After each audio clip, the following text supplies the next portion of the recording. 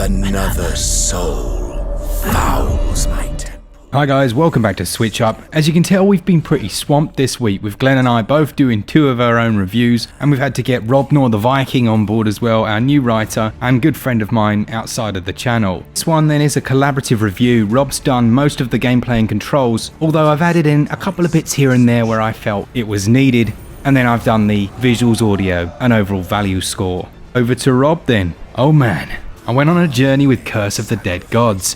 I hate this game, but that's part of the reason why I love it. This is one of those that just destroyed me so many times. Its relentless and unforgiving punishment tested me in a way I haven't been tested in a long time. Honestly, this game took me at least 2 hours of gameplay to even begin to understand how it works. Not necessarily because it doesn't do a good job of it, but because I'm new to the genre, and boy was it a baptism of fire. Curse of the Dead Gods is a roguelike game from Past Tech Games, and if you're after an experience that's gonna hold your hand and walk you gently through its dark corridors, Curse of the Dead Gods isn't for you. Why exactly then do I love to hate it or hate to love it? Let's find out. The divine is out of reach.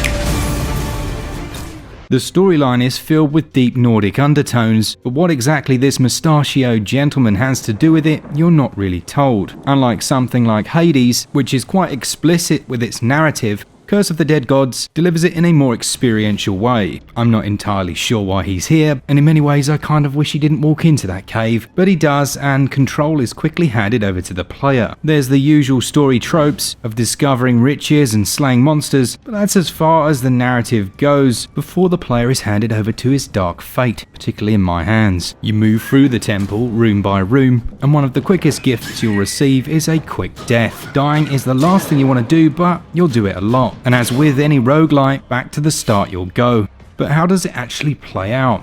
Well, Curse of the Dead Gods is a fast-paced top-down action roguelike. You can choose which temple you wish to enter, unlocking more as you progress. And very similar once again to Hades, at the end of each room you can then choose your next path. There may be an upgrade in one that can be accessed by interacting with a shrine once you've defeated all the enemies, and combat allows you to lock on to an enemy quite easily and flick between these using the right stick. There's a particularly tricky illumination mechanic that makes the game just that little bit harder, like it needed to be. If you're standing in darkness and you take damage, then that damage is going to be 50% more painful than if you were standing in the light. But don't worry, you have a torch with you that's used to light the braziers or the enemies along the way. How exceedingly kind. The light level is indicated by an icon at the bottom of the screen, and trust me, you're going to want to stay in that light. I have to be honest, at first I really disliked this mechanic, but as I put more and more hours into the game, I found I'd not only got used to it, but I actually enjoyed it. There are risk and reward mechanics here as well, such as the aforementioned upgrades, as you will,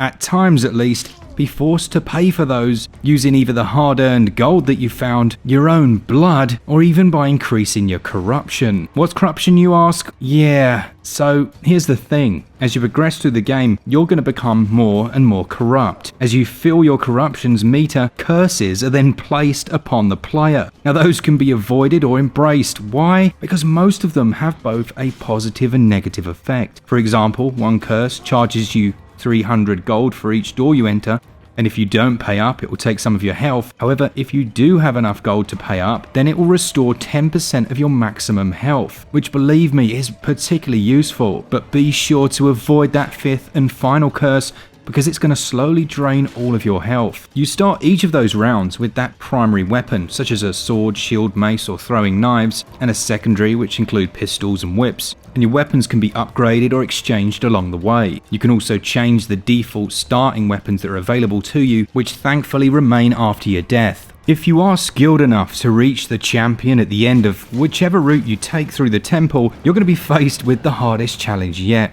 Unless you are an absolute beast of a gamer, like one particular member of SwitchUp, you're likely to get killed time and time again, which has the potential to be infuriating as you're forced to start over from the beginning. It must have taken me 25 attempts to kill the first champion from the Blood Hunter Hunt's temple. This is the part where, Rob, I have to interject. It's that moment in the old magazines where the editor used to put in his little dig. And yeah, I beat this first boss on my first attempt, and that's more through having experience in Souls-like games, as it plays out very similar to a Souls-like boss, dodging in and out, reading those attacks, and going for the kill. Sorry Rob, you can carry on. Like I said at the start of this review, the game is relentless and unforgiving and I hate it. However, I did manage to defeat the champion from the bewitched Catacombs Temple on my first attempt, so I love it. Man, I hate to love this game.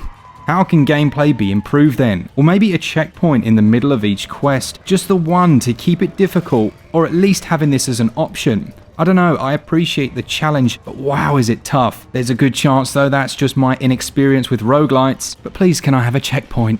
Gameplay for me is very enjoyable still, and I give it 17 out of 20. All of this is well and good, but how does it feel to control?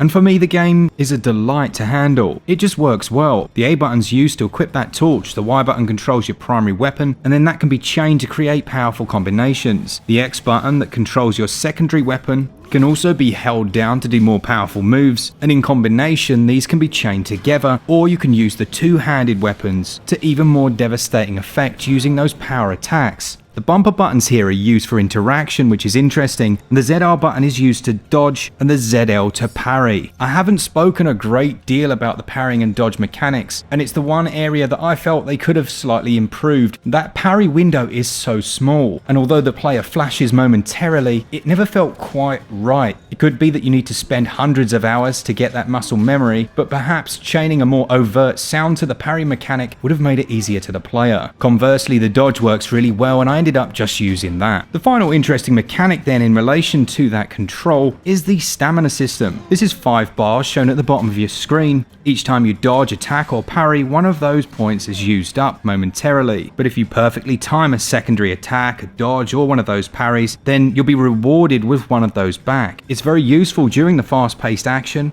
as there'll be times when you just can't walk away anymore or run in the opposite direction, and it will essentially reward the skill of the player. I did find the controls easy to use, intuitive and simple, but as mentioned, the parry system wasn't quite right for me, and perhaps a button to scan the environment to allow you to get any items you've missed, as sometimes they can blend in and be almost impossible to see, particularly in those darker spaces. Overall, I give controls 15 out of 20.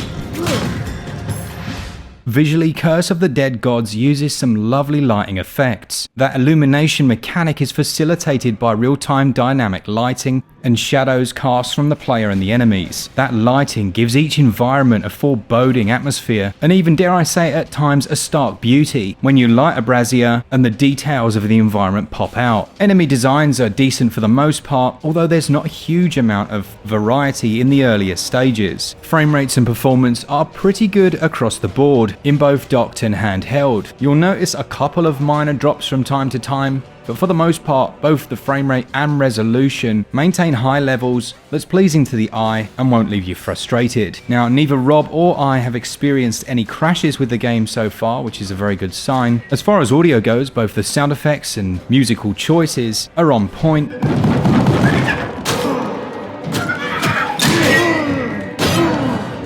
It's a game where I would have liked to have seen more voiced narration. There is the potential that some players may find the world just too dark and not enjoy that light-dark mechanic that pervades much of the game. Still, minor gripes aside, visuals and audio are decent.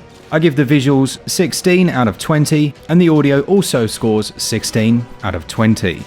Curse of the Dead Gods is going to set you back £17.99 or your regional equivalent, although having said that, it's currently 10% off until the 9th of March. It's a very good game, and it's easily worth that price, but I'd say unfortunately for the developer, so many people are saturated by the huge influx of roguelite titles we've had. What I will say is you shouldn't let that deter you, because through tightly refined mechanics and some really interesting systems, it still manages to feel unique in a veritable sea of its peers. At the very least, add this one to your wish list. I give value 17 out of 20. So there we have it. Curse of the Dead Gods, while one of my first ever roguelites, was a bloody beautiful brutal baptism of fire. It scores a SwitchUp score of 81%. Let us know down in the comments if you'll be picking this one up, if it interests you, or if you're one of those 55% of people who are oversaturated at the moment with roguelite titles. I'm really enjoying it. It's got me pretty hooked. It's not Hades level, but it's very good. A thanks to our patrons. You guys support us each and every month, and we really do appreciate it. For all things Switch, all the time, keep it Switch up. Cheers, guys. See ya!